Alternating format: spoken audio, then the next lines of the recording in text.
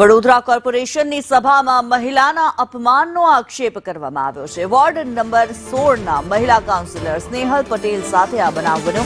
ઉધરસ આવતા ભાજપ કાઉન્સિલરોએ જગ્યા બદલવા કહ્યું. મનીષ પગાર અને નિતિન ડોંગા પર કાઉન્સિલરના આક્ષેપ.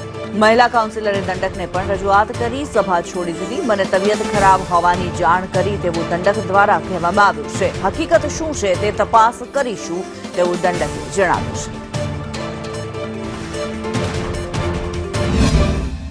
4-5 દિવસથી ખરાબ જ છે. એના કારણે હું સભામાં બોલી પણ નથી અને આજે તો આટલો અવાજ બી નીકળે છે, પણ ખાંસી મને વધુ થાય છે.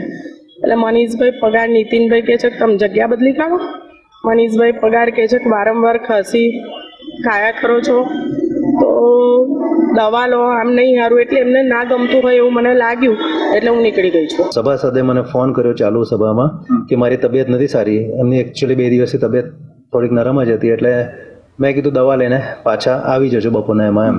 બીજું કંઈ તમારા માધ્યમથી જે કંઈ ખબર પડી છે હવે આગળની વાત અમે મેયરશ્રીના સાથે કરીશું, સાથે બેસીને ચર્ચા કરીશું ને કે આવું બનાવ